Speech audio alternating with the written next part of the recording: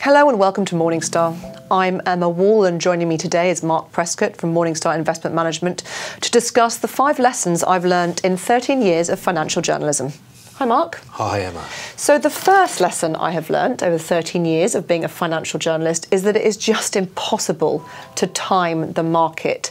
Trying to work out when the high is and getting to sell then, and trying to work out when the low is and that's the time that you should pile in, is near impossible, isn't it? Even the professionals get it wrong. Absolutely. I mean, making short-term predictions on markets is extremely difficult to do, and frankly, some would say impossible. You know, we've done a lot of work on, countless studies have published on how to generate the best returns for investors. And when we look at the data, when we see global equities, say, over the last 30 years, you'd have received around 6.8% per annum over that 30-year period, which is a decent return for any investor. But you miss the 25 best days and your return goes down to 3%. You miss the 50 best days and your return is 0.7% per annum, which is lower than cash and definitely lower than inflation over that period. And often those best days come in the darkest moments of the market. And the way to get around that is the second lesson that I've learned, because if it's almost impossible to time the market, then you've got to be in it to win it. And if you don't have the time, the inclination or the skill set to work out when the best time to invest is, then drip feeding is the best option. Well, absolutely. But I mean, a concept called pound cost averaging is when you have a lump sum to invest, rather than investing it on day one, you invest it in stages over a period of time.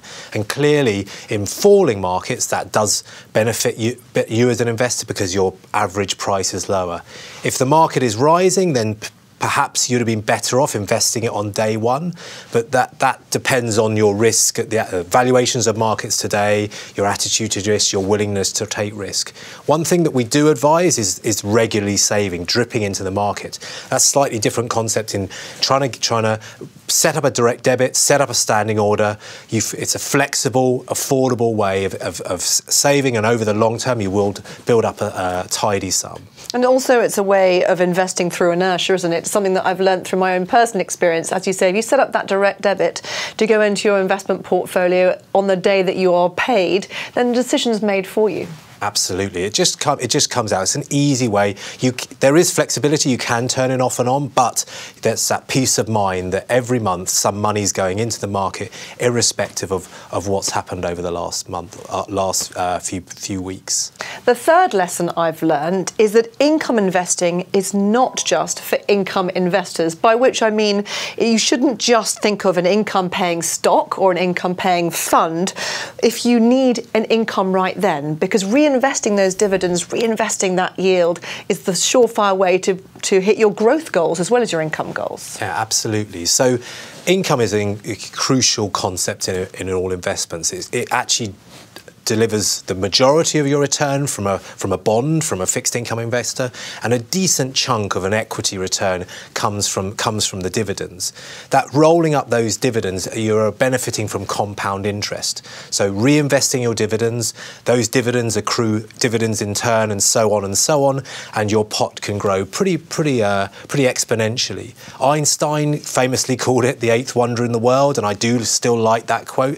It is a way over the ultra long period, of a 20-30 year period, your returns can be significant. And the fourth lesson I've learned is one that I've had to guide against myself, and that is to ignore sensationalist headlines. I've always been careful as a journalist to educate and inform readers rather than scare them, because there are quite a lot of headlines around, especially at the moment, that could put you off investing forever. And as we've already previously just discussed, if you miss those days when the market ticks up because you were scared off the market, then you miss out on great gains. Absolutely. Investors need to remember the media is there to generate page clicks and views. I mean, that is their job, and they tend to exaggerate to create interest. I mean, the investment journalism is, as you know, is no different really than any other journalism in terms of current affairs and politics. I mean, at Morningstar we try to avoid the headlines, look past the sort of the scary headlines and focus on fundamentals, things like valuations, how much is the market paying, dividends, structural changes in industries. And we actually seek out contrarian ideas. We look at things like fund flows as a good indication of an area that's unloved. And what we found is some of our best returns over the last few years have come from areas that are seemingly contrarian, such as Russian equities in 2016, healthcare stocks last year. And the fifth and final lesson that I have learnt is to take advantage of what I call free money, and that is tax-efficient savings accounts, be that an ISA or a SIP, or indeed your workplace pension, where you get not just the tax back, but also a contribution from your employer. Obviously, this is something that's available particularly to individual investors versus professional investors such as yourself, but ensuring that your tax wrapper is working extra hard for you, and on top of the hopefully informed decisions you've made for your portfolio, can really make the difference to returns. Absolutely.